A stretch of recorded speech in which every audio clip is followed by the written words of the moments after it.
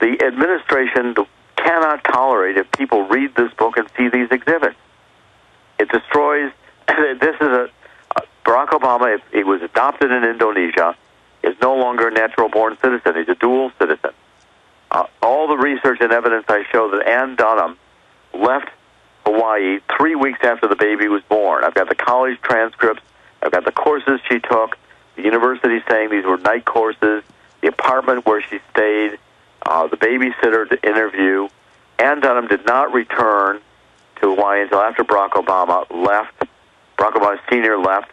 Barack Obama Sr. was never married to Ann Dunham. There was never a marriage ceremony, never a marriage license.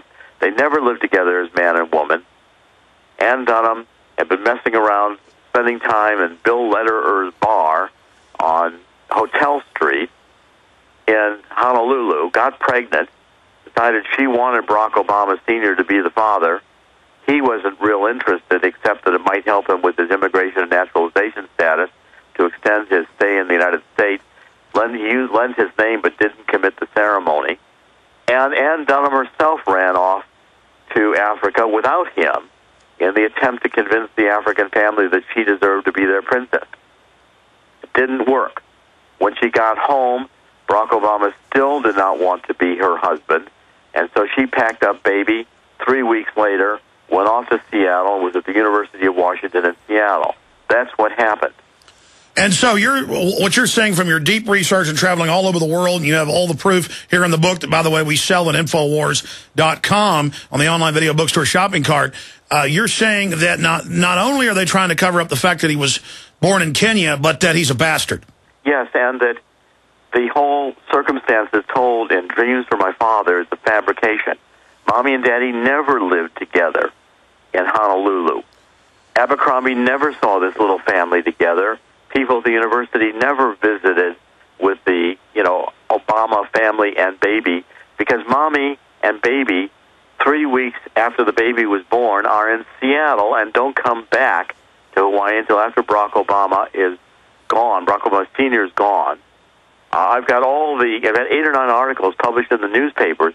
This was the first African student coming to the University of Hawaii. You'd think the local story would be, African comes to the University of Hawaii, meets local girl, gets married, has baby. No. I've got all the addresses where Barack Obama Sr. lived. He lived as a bachelor.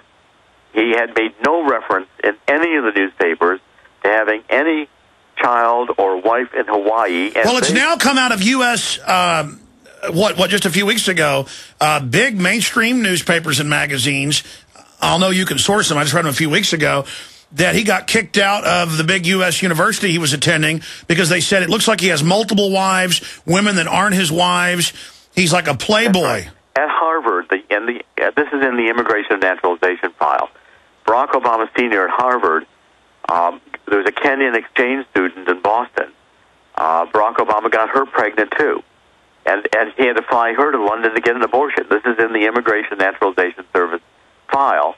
Harvard and the INS concluded that his marriage to Ann Dunham was a sham marriage, just done in order to extend his stay in the United States, say he had a wife and a child that he never married and never lived with.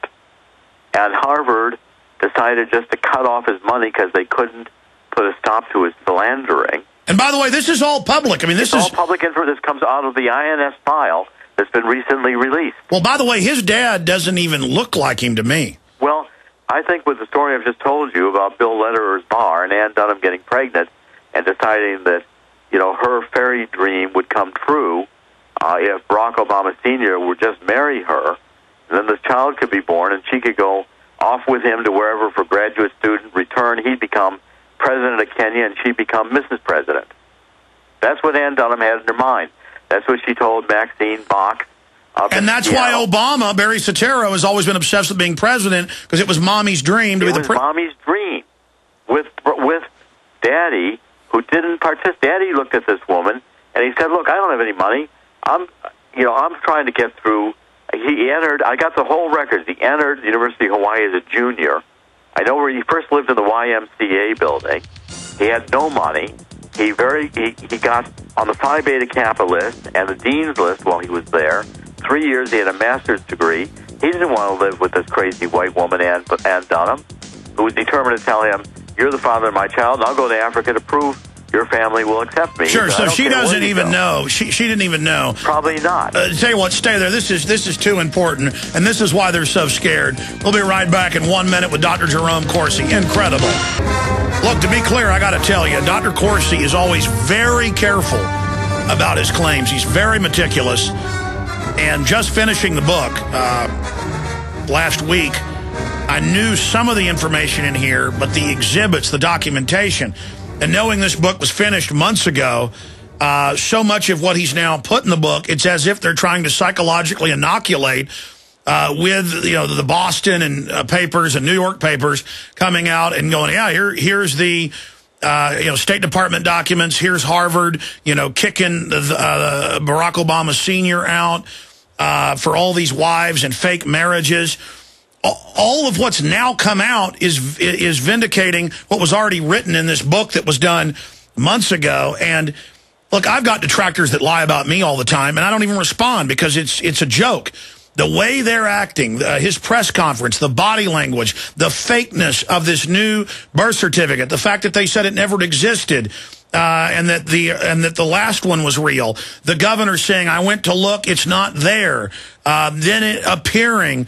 And now Corsi wouldn't come out and say he's hot on the trail and privately, tell me they even basically know who forged it if they didn't have the meat and potatoes on this. Dr. Corsi, getting back to this Esquire, I'm not a litigious person, but if I had spent millions of dollars to print up hundreds of thousands of books and the 100,000 or so to fly you all over the world and paid you, if I was Joseph Farah, I mean, this was, for those that don't know how the book publishing business works and things, this was clearly designed, what Esquire did, saying it was discredited, Farah was recalling it. That was meant to cause a run on the book, people demanding money back, so people that are selling it in bookstores get scared and pull it off shelves, correct? That's correct. The whole idea was trying to destroy the marketing.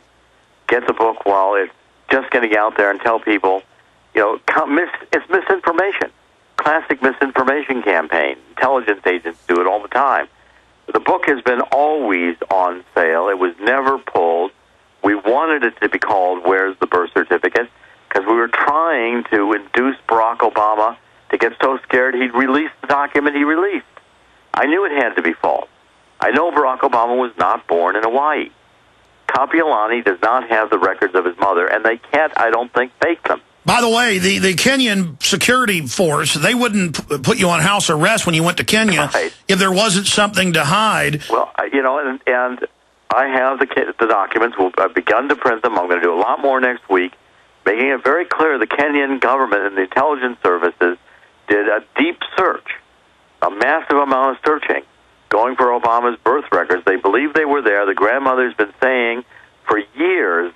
The grandmother may have told Obama when he first came to Africa, "I was there when you were born." Why does Michelle Obama, in multiple speeches, we can play right now for folks, 3-4 years ago, give speeches saying we went back to Kenya, his home country, his homeland? Well, I document in the book, Barack Obama, before he was running for president, was happy to say and have people write and print that he was born in Kenya. And I'm quite confident psychologically, subconsciously, it comes out from Michelle because he was born in Kenya. And the family knows it. The Kenyan government knows it.